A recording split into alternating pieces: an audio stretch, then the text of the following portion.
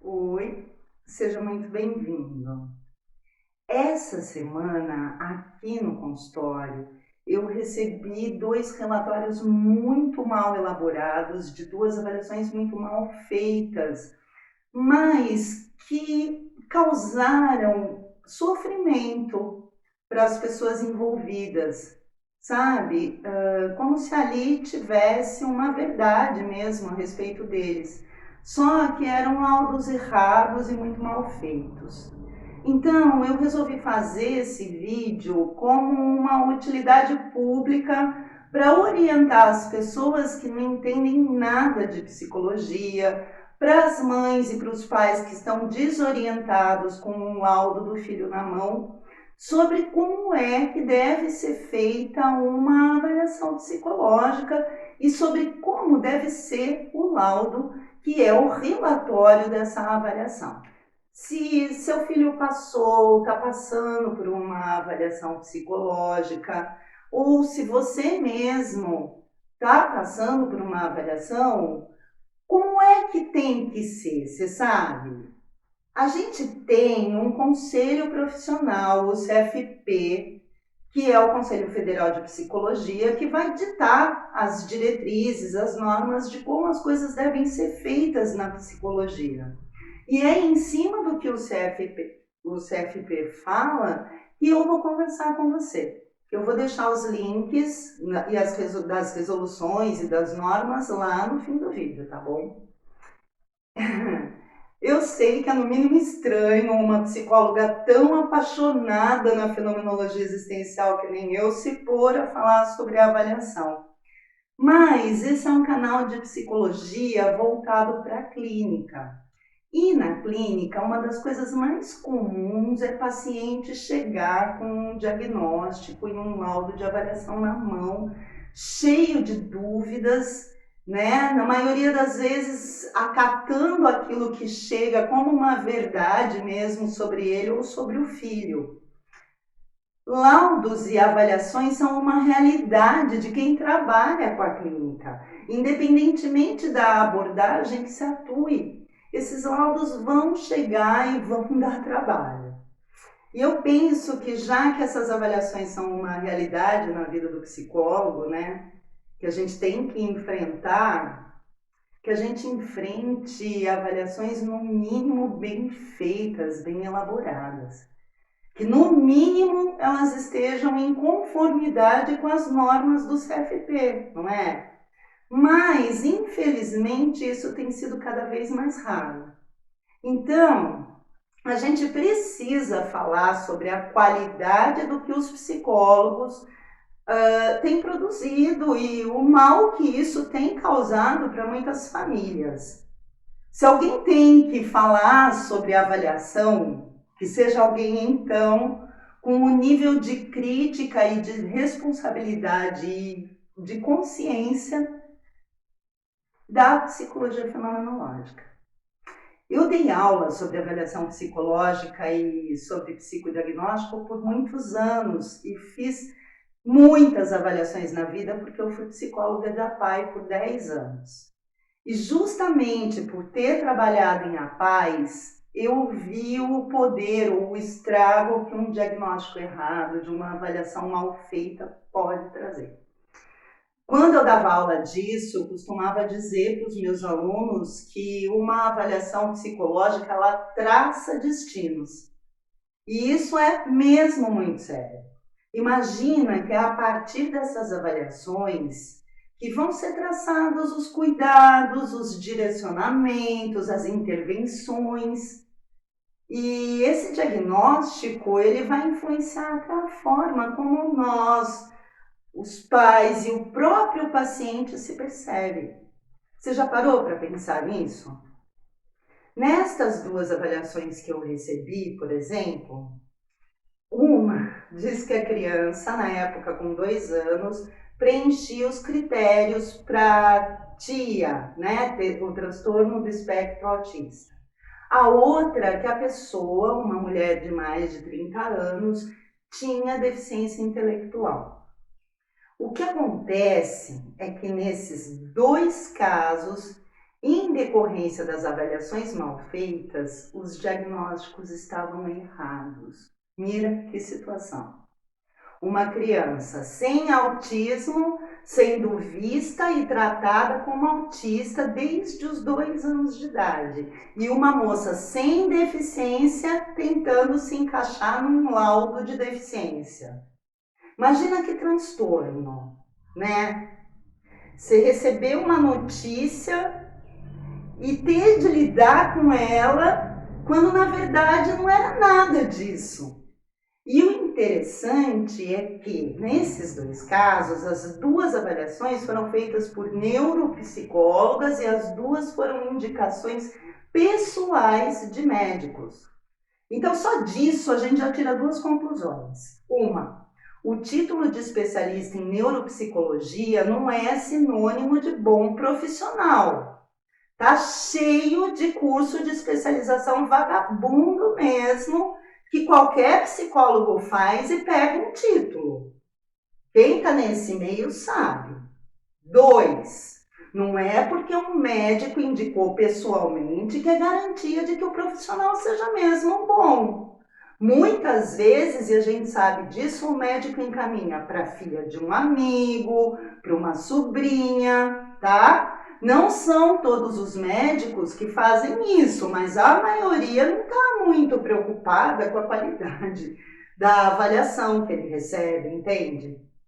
Até porque, eu creio, ele deve partir do princípio que, como profissionais, tanto a sobrinha ou a filha do amigo, elas trabalhem de uma forma correta, né?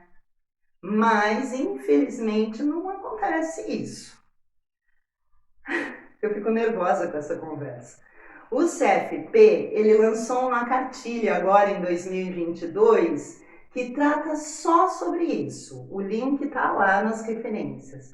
Para você saber se a avaliação foi ou está sendo feita corretamente, você precisa estar atento se o psicólogo seguiu esses procedimentos que eu vou descrever agora, tá? Caso tenha visto algum deslize, é bom que você fique alerta e busque outros profissionais, tá bom? O começo de qualquer avaliação é com uma entrevista, claro, para conhecer a queixa e para saber os motivos da avaliação. Essa entrevista, ela tem que ser bem explorativa, sabe? Ela tem que buscar entender todo o contexto da história além da queixa. Normalmente, a gente não dá conta disso tudo com uma entrevista só. Então, principalmente em caso de criança, o psicólogo vai aplicar um questionário que a gente chama de anamnese. A anamnese é uma entrevista muito detalhada que vai buscar informações desde a pré-concepção da pessoa, sabe? Se a a gestação foi desejada, se não, tá? Quando se trata de adultos sendo avaliados, essa anamnese, ela é um aprofundamento das circunstâncias, da história da pessoa.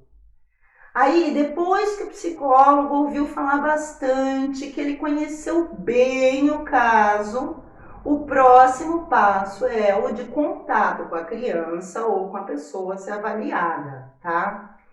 Um psicólogo com consciência, ele marca normalmente mais que uma sessão com quem está sendo avaliado. Porque ele vai observar, ele vai se aproximar da queixa. Ele conhece o caso para então escolher os instrumentos que ele vai usar para avaliar a pessoa.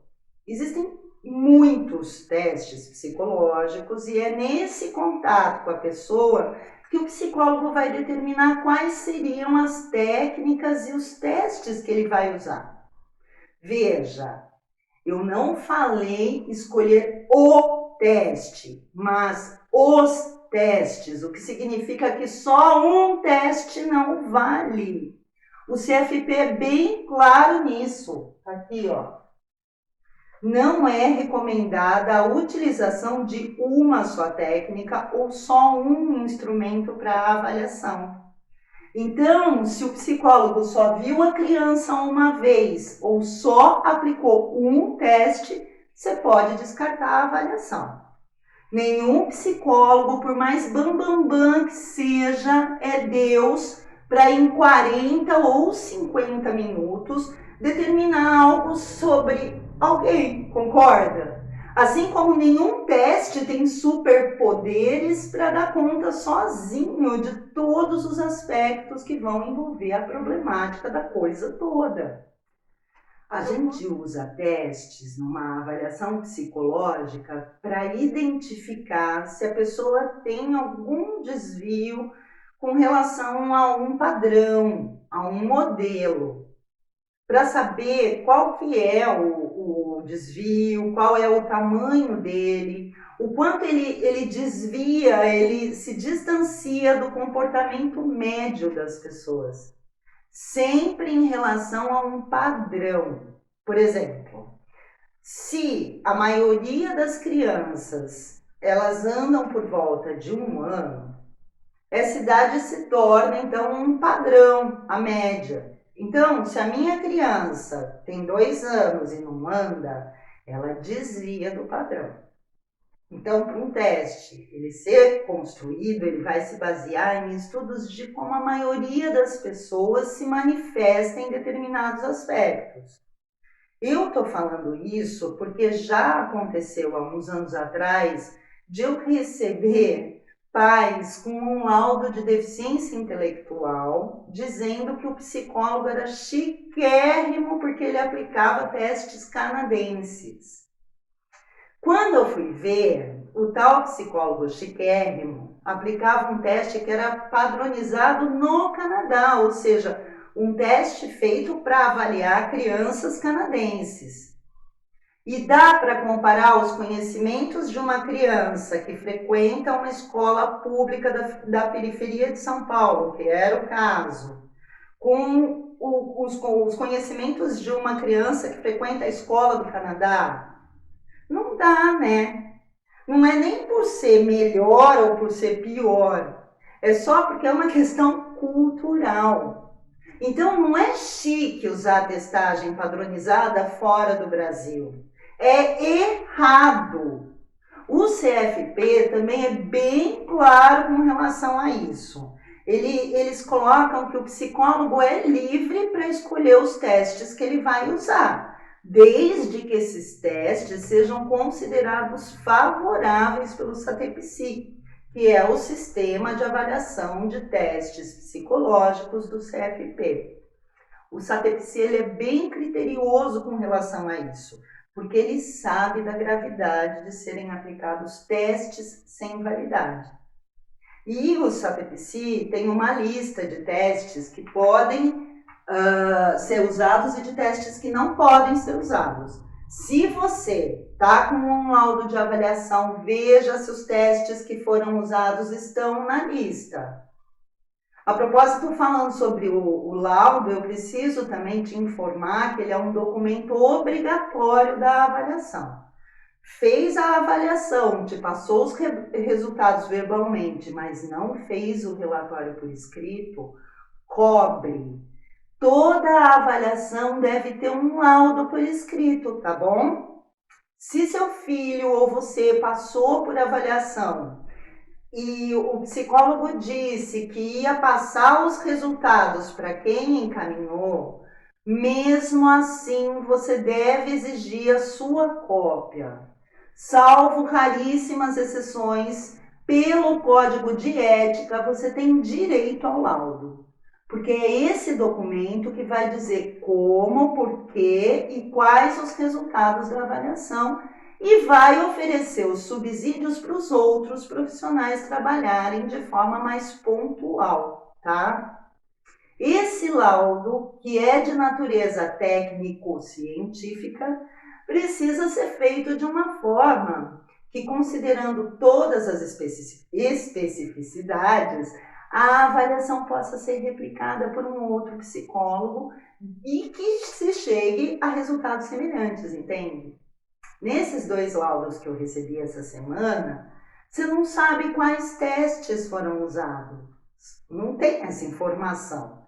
Então, fica impossível de replicar, o que abre para a possibilidade de duvidar, inclusive, dessas avaliações. Tá, e como que deve ser, então, esse laudo? Primeiro, ele tem que ter os dados de identificação. Parece uma bobagem, mas não é. Nessa parte, precisa ter o nome da pessoa que está sendo avaliada, a data de nascimento, o nome de quem pediu a avaliação e o nome e o número do CRP de quem fez a avaliação, tá?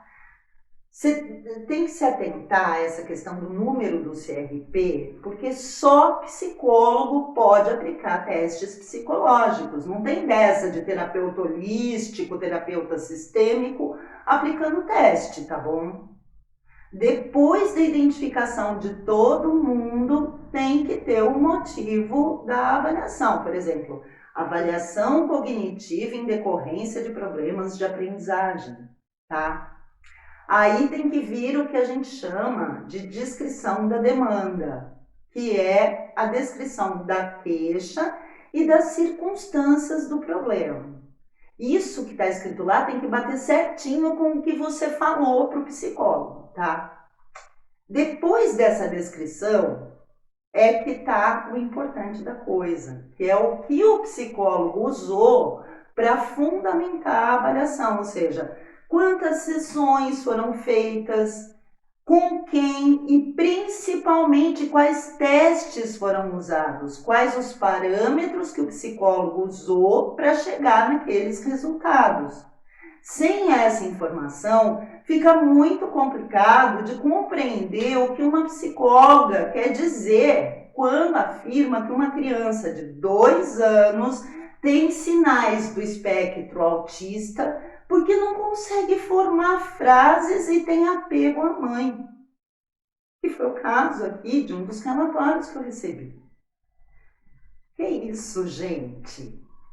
Que parâmetro é esse que adoece, que diagnostica comportamentos normais de uma criança de 2 anos como sendo sinais de autismo, pelo amor? Então, se você recebeu um laudo e não consta nesse laudo quais os procedimentos e o nome dos testes que foram usados, você precisa exigir isso. Porque só tendo essas informações, a gente vai conseguir compreender o raciocínio do profissional, tá? Além dos procedimentos, o laudo também tem que ter uma análise, que é a descrição e a interpretação dos dados que foram colhidos durante a avaliação. Na resolução do CFP, tá assim, ó. O psicólogo não deve fazer afirmações sem sustentação em fatos e teorias, devendo ter linguagem objetiva e precisa, ou seja, dizer o cliente tem X porque a mãe falou, não pode. Outra coisa com relação a isso, se o psicólogo diz no começo da análise que X, ele precisa sustentar esse posicionamento até o resultado, e não como aconteceu aqui comigo, afirmar num momento que a moça é limítrofe e 3 parágrafos depois que ela tem deficiência nos mesmos aspectos. Um laudo de avaliação psicológica, ele tem que ser um documento coerente e escrito de uma forma clara e simples, para você entender. A propósito, é você que deve ser o maior interessado em compreender o que está acontecendo, né? Você tem todo o direito de pedir que o psicólogo te explique direitinho os procedimentos, os resultados do teste. Pergunte quantas vezes forem necessárias, não precisa ter vergonha, não. Ele é obrigado a te explicar o resultado, tá? Falando nos resultados, outro erro fatal que eu vejo em muitos laudos é o fato dos psicólogos se esquecerem de que os resultados de uma avaliação não se referem de forma alguma a uma verdade absoluta e definitiva da situação. Ninguém pode te falar, é assim e vai ser assim para sempre. Qualquer avaliação tem tempo de duração e se refere exatamente àquele momento, justamente por isso que tem data, tá? Por fim, o laudo ele tem que se prestar ao que veio, que é encaminhar, propor intervenções, depois levantar a hipótese diagnóstica. E eu estou aqui para te dizer que você não precisa acatar nada disso que eles afirmam se você não quiser. Sempre tem uma possibilidade de ver as coisas de uma outra forma. A psicologia fenomenológica está aqui para te provar isso, né? É isso por hoje. Desculpa que eu fiquei nervosa, mas tem assunto que mexe mesmo com a minha alma. Deixa seu like e compartilha com quem está perdido na mão de péssimos profissionais, por favor. Quem sabe ajuda, né? Um beijo, até mais. Tchau.